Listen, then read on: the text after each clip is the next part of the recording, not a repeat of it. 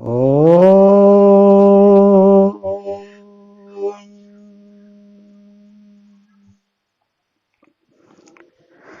हम बार बार भगवन करते तुम्हें नमस्ते, जो द्वेष हो परस्पर वह तेरे न्याय हस्ते। शिष्य ने जिज्ञासावश गुरु जी से पूछा, गुरुदेव, परमपिता परमात्मा ईश्वर जिसने हम सबको बनाया है, वह भगवान क्या कार्य करते हैं, उसके कितने कार्य हैं, हमारी इस जिज्ञासा को आप पूर्ण कीजिए। गुरुदेव कहने लगे, हे शिष्यों, उस परमपिता परमात्मा के 5 कार्य हैं, ध्यान से सुनिए। उसका पहला कार्य है, ईश्वर सृष्टि का निर्माण करता है। पृथ्वी से लेकर सूरज पर्यंत जगत को उत्पन्न करता है। प्रलय काल में जीवात्मा सुषुप्ति अवस्था में रहते हैं। प्रलय काल के पूर्व जीवों के पाप पुण्यों का फल ईश्वर सृष्टि की रचना करके ही पूर्ण किया करता है। जैसे आंख का गुण देखना है, वैसे ही परमेश्वर का स्वाभाविक गुण जगत की उत्पत्ति करके जीवों को असंख्य पदार्थ देकर परोपकार करता है। इसलिए उसका पहला कार्य सृष्टि का निर्माण करना है। उसका दूसरा कार्य है, ईश्वर पालन करता है। कहा भी गया है, तूने हमें उत्पन्न किया, पालन कर रहा है तू, तुझसे ही पाते प्राण हम, दुखियों के कष्ट हरता तू। तेरा महान तेज है, छाया हुआ सभी स्थान, सृष्टि की वस्तु वस्तु में तू हो रहा है विद्यमान। तेरा ही धरते ध्यान हम, मांगते तेरी दया, ईश्वर हमारी बोधि को तू श्रेष्ठ मार्ग पर चला। भगवन हमारी बोधि को तू वेद मार्ग पर चला। परमपिता परमात्मा का तीसरा कार्य है, कर्म फल प्रदाता।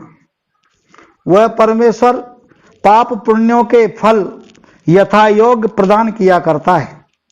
जो जैसा कर्म करता है उसे वैसा ही फल प्रदान करता है।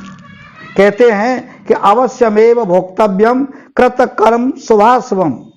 व्यक्ति को उसके शुभ और अशुभ किए हुए कर्मों का फल भोगना पड़ता है।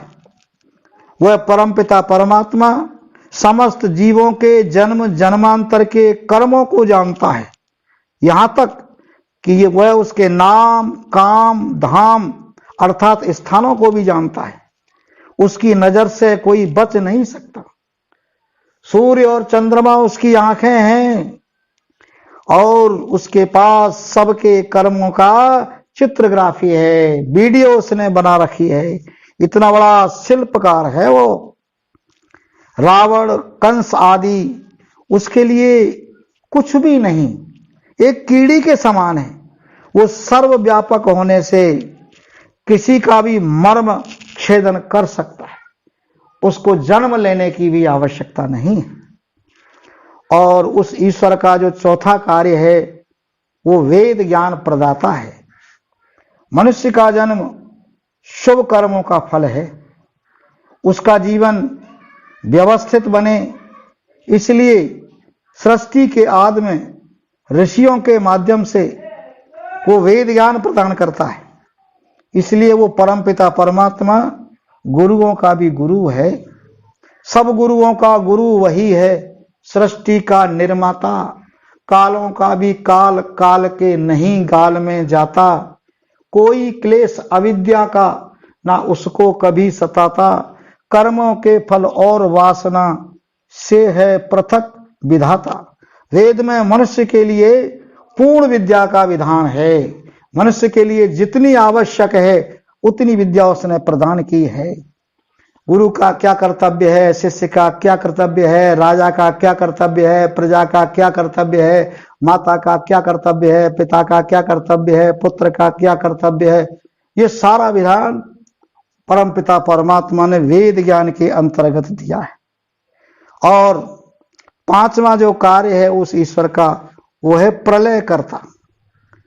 प्रलय काल में पूरा संसार अंधकार से आवृत और आच्छादित हो जाता है। सभी जीव सुषुप्ति अवस्था को प्राप्त होते हैं। इस प्रकार उसका पांचवा जो कार्य है वो प्रलय करता है।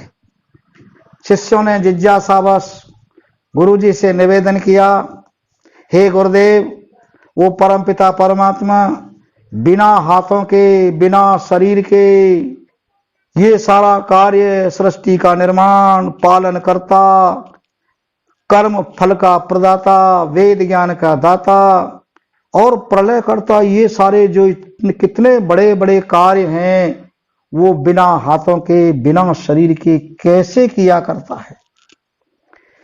गुरुदेव ने शिष्यों को निवेदन किया, हे शिष्यों, वह ईश्वर बिना पैरों के चलता है, बिना कानों के सुनता है, बिना हाथों के कर्म करता है, बिना वाणी के बोलता है, बिना नेत्रों के देखता है।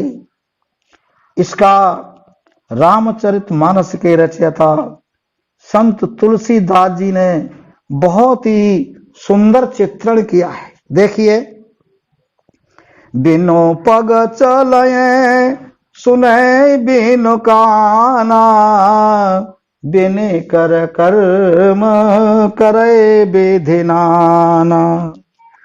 आनन रहित सकल रस भोगी, बिनु वाणी ताबड़ जोगी।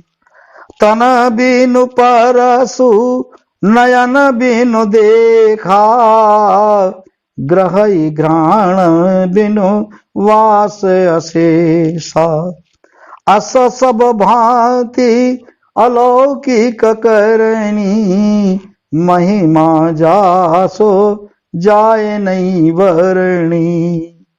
आदि अंत को जासन पावा, मति अनुमाने निगम असे गावा। उस परमपिता परमात्मा की महिमा अपार है, इसलिए कहा गया है नेति नेति न इति न इति। आइए उस परमपिता परमात्मा का स्तवन करें, उस प्रभु का गुणगान करें। प्राण प्रदाता संकट त्राता, हे सुखदाता ओम ओम। सविता माता पिता वरेण्यम, भगवन भ्राता ओम ओम। तेरा शुद्ध स्वरूप करे हम धारण धाता ओम ओम। प्रज्ञा प्रेरित कर सुकर्म में विश्व विधाता ओम ओम। विश्व विधाता ओम। इति ओम सम।